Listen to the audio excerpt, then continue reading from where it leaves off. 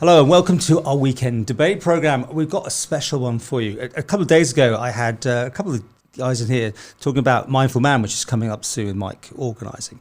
And I thought maybe there's actually more in there. Maybe we can get people back and discuss this because it's such a buzzword. And of course, we've got to be careful about mindfulness and thinking about people who do mental health because they're different things. So anyway, let's first of all introduce the panel. Starting off with you, Mike, as always. Will you just introduce yourself, please? Yes, so my name is Mike Kewley and I'm a teacher of mindfulness. Mm-hmm. Oh, that's short and sweet. Okay, that's it all, does it? And okay, up to you. Hi, mine's a bit longer. My name is Rosemary O'Donoghue and I'm a wellness coach and that incorporates body work. I'm a nutritionist, energy work, and I also do breath work, which I do mainly now. Breathing. Breathing. We'll talk more about this, obviously. Yeah. Phil. Yeah, so my name's Phil Quirk. I'm a human performance coach, as well as the teacher of NLP, hypnosis and performance coaching. Okay. Should say you're going to opt in and out a bit later on. We have another guest that will come and join us. Okay. We touched on lots of things in our chat last time, but I want to get into more details, really. Can you give an overview of what mindfulness even means? Yeah. Ooh, good question. It covers so many things, right? Mindfulness just means being aware of our present moment experience. Okay. Uh-huh. And that's not often what we're doing. You know, often our present moment experience is being cluttered by thoughts, thoughts about the past, thoughts about the future, self-conscious thoughts about me and myself and what I need to do and things like that. So we're never really experiencing our present moment experience because the mind overlays it with thoughts and ideas. Mm-hmm. So that can be stressful. That can be a cause of anxiety and worry. We can feel disconnected. Like I want to be living my life, but I'm never really here because I'm always in the past or I'm always ahead of myself in the future. Life can seem like it's a blur. You get to the end of your life and you think, well, where was it? But it's right here all the time. And with mindfulness, we're just using meditation methods, practices and techniques to learn how to calm the mind down so that when that noise drops away, what you're left with is your kind of direct present moment experience. Mm-hmm. This is not a new thing, but it's definitely people are more in tune with these things. Would that be, So, years ago, this would be called a fad almost, wouldn't it? To go and see somebody who's going to give you, and there'd be the stereotypical and all that. So probably you do that, I don't know. But wouldn't that be how it was viewed? Yeah, and even when I moved back to the island 10 years ago, it was still like that. But we've caught very quickly. It's an ancient practice. It's got its roots in Buddhist practice and even further back into Hindu practice. All of the practices and methods that I teach people are literally thousands of years old. But the pendulum has swung back the other way now in our culture. And, we're getting on board with it. It's huge in the world of business. Some of the top companies and CEOs, teach mindfulness to their staff. They practice it themselves. Steve Jobs was an advocate of mindfulness. It's not some kind of faddy, mysterious thing anymore. In fact, the way I talk about it is that it's just a form of mind training. And most of us have an untrained mind. We get filled up with information from school and university and our jobs, which is great. But then we just don't know how to be with the mind when it's busy or messy. We don't know how to be with our emotions when we feel overwhelmed or sad. We don't know how to be in the body when we get sick or there's pain. So we've kind of left out something fairly important. And I think the reason it's such a buzzword and everybody's heard of it, whether or not they've actually engaged with it or not, is because we're in such a crisis now in our culture. Our culture is a culture of distraction. Even our technology is literally made to be addictive. It's made to keep us on it. And that can feel very stressful and exhausting, actually. It affects sleep, it affects the way we think. So the reason I think it's so popular now is because we're realizing that there is an alternative to just living in this fast forward way. And it's to stop, to literally physically stop, to calm the mind down, to calm our emotions down, and to discover that actually we can do that ourselves. we can train ourselves to be calmer and more focused. It doesn't have to be always from the outside. Once we learn that we can use these skills, we start practicing, we start training, and we can change the way we feel and think. And anybody can do that. And everyone here has got different skill sets. I'm interested by this breathing and things. I mean, you must cross over in all sorts of ways, I'm guessing, but your sort of specialist subjects. Yeah, so breathwork, I mean, there's so many different types of breathwork, and they use breathwork in all of the different types of yoga. It's become a bit of a buzzword in the last couple of years as well. So many people kind of coming on board with breathwork, and they're hearing about it. My particular type of breathwork, because there are some breathworks that sort of take you out of the body, give you an out-of-body experience, but the breathwork that I do is called Biodynamic breathwork and trauma release. So it's actually taking you out of your head and into your physicality. And it's learning how to connect to your physical body again. Because most of us, as Mike said, we're so much in our heads now that we've disconnected from the rest of our bodies, and we are a whole person. So in our bodies, we end up with pain, tension, even the way we breathe. If we're upset or we're fearful, what's the first thing we do? We hold our breath, we tighten everything up, and we swallow it back down. So whatever that emotion is doesn't always come out. We hold it inside our bodies. And we've been doing this since we were very young. And so this breath work has got 6 elements to it. So you're using the breath, and it's an open mouth breathing. So it's breathing in and out in a circular fashion. It helps us to access our fight and flight. Our fight and flight. And when in that process, we're also using sound as well. So if a person is allowed to use sound, we're all vibrationary beings. So by using sound, we're allowing the body to resonate and to release whatever might be stuck in the physicality. And it's stuck in all our tissue. Like people who have pains and aches, that can often be emotional, trapped energy that's stuck there. And through the breath, we can help to release it. Through the breath, through movement, through sound, emotional release, and touch as well. So by touching someone or being in the presence of somebody and holding a space for someone and making them feel safe, we allow people to actually release stress, tension, pain from our bodies. Is this actually the thing then, in that sense? It's not. It's yeah, so they're opening their mouth, so they're allowing the flow of energy to come in and out, and also to allow the release. If we have our mouth closed, we're holding on to it instead of releasing it. So I'm guessing that if people have anxiety attacks, this is the ultimate in not breathing correctly. Yeah. I've had one or two, and when you have the first one, it's just, you don't know what on earth is going on, for starters. And you create your own situation, right? It just gets worse and worse and worse. It starts here. Yeah, because you're short on breath, so you breathe heavier, which makes you dizzy, which makes you... What do you suggest?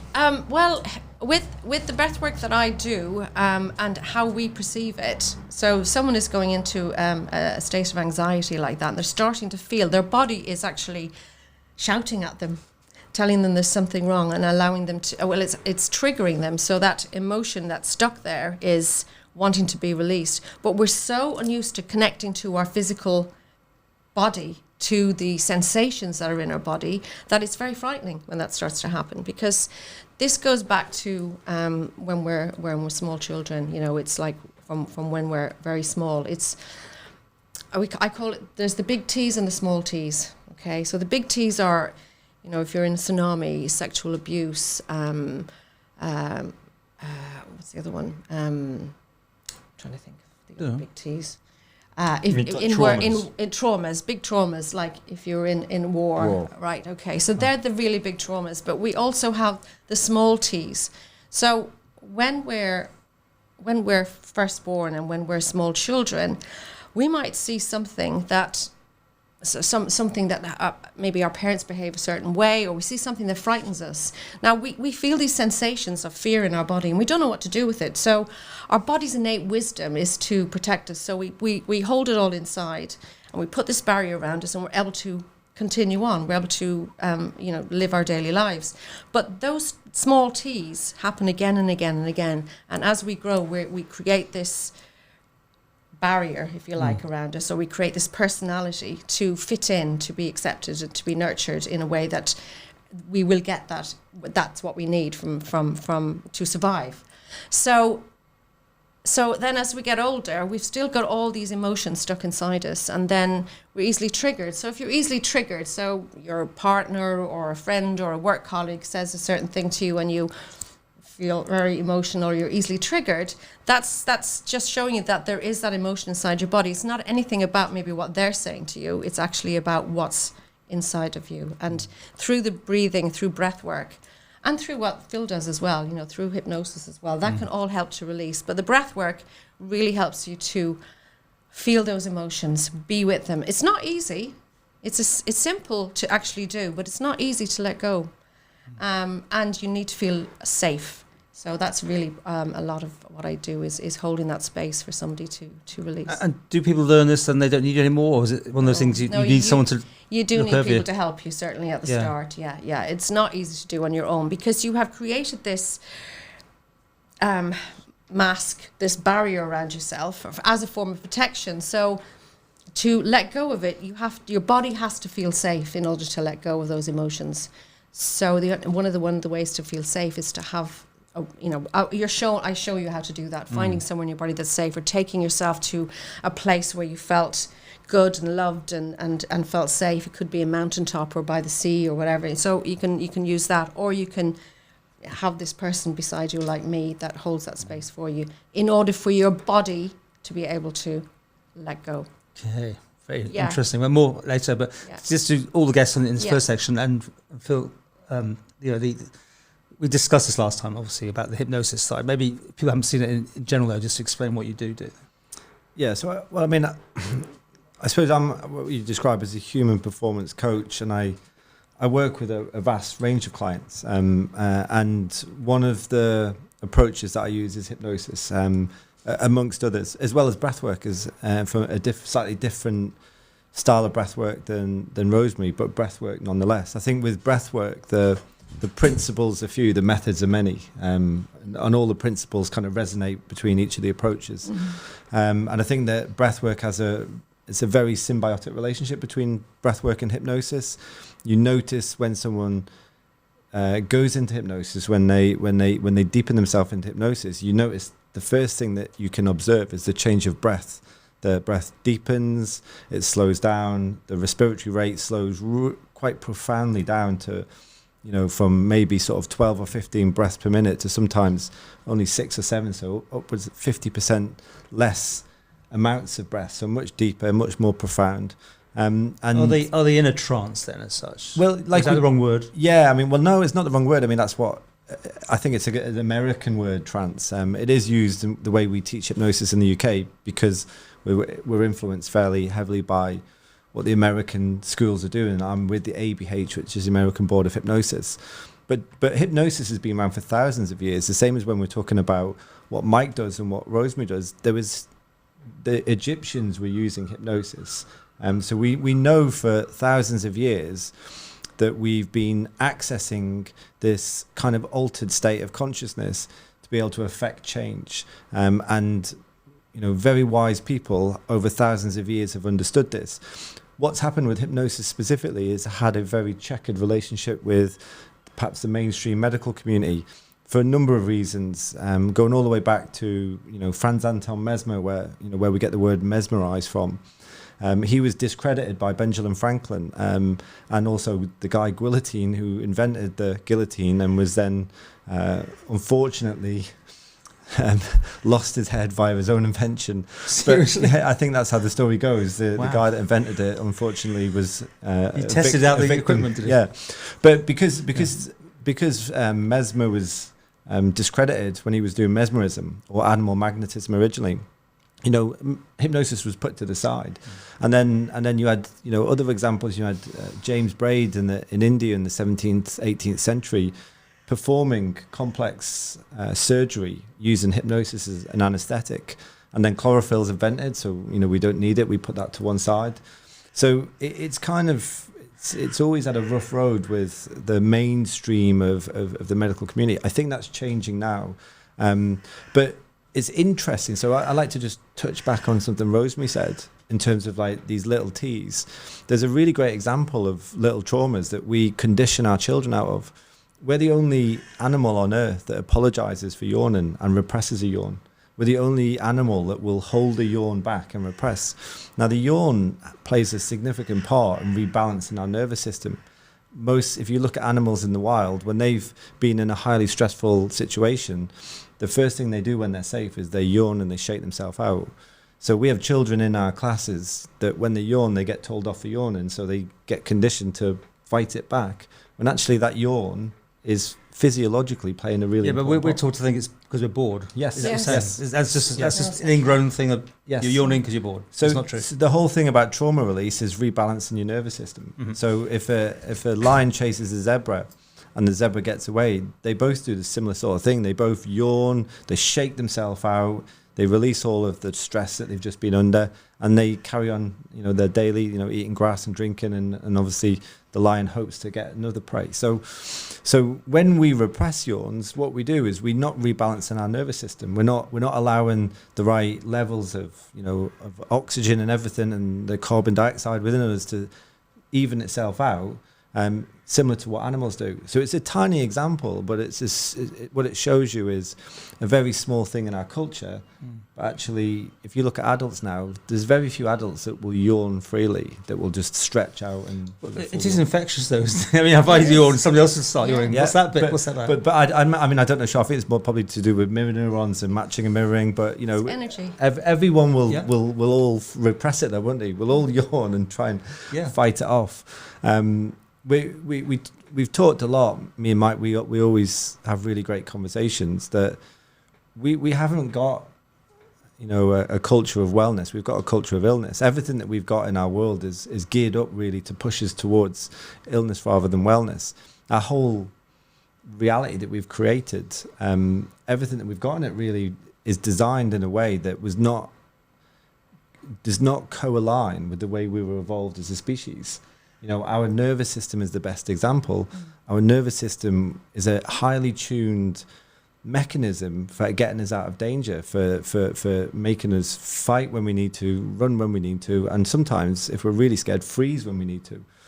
But we don't have any predators left, thankfully. But what we do have is the stress of the mortgage, the stress of standing up and giving a presentation in front of hundreds of people, the stress of my job, the unusual working hours that we operate at, which don't have any breaks in these days, because everybody wants to have the badge called busy when busy isn't always productive. And I think that a lot of the clients that I work with, the first thing you've got to do is teach them, well, how are you using your nervous system and how can we use it a little bit better? And I think that's what Mike and Rosemary do really well, is they both, with different angles, approaching the same thing, they reteach people stuff that we've forgotten because, with modernity over time, we've kind of moved on and we consider it not important. Are you talking though to the busy executives here, or to Joe Bloggs on the streets? Everyone. If you stress used to be kind of like reserved for the people that were at the highest levels of business. But if you look at most businesses now, it permeates through the entire organization, and that's to do with the way we work. The paradox of humans is when we're under stress, when we're absolutely feeling at our worst, we often engage with all of the behaviors that make our stress worse. We drink more alcohol, it makes us sleep worse. The lack of sleep accumulates with the stress. We drink more coffee because then we're tired at work.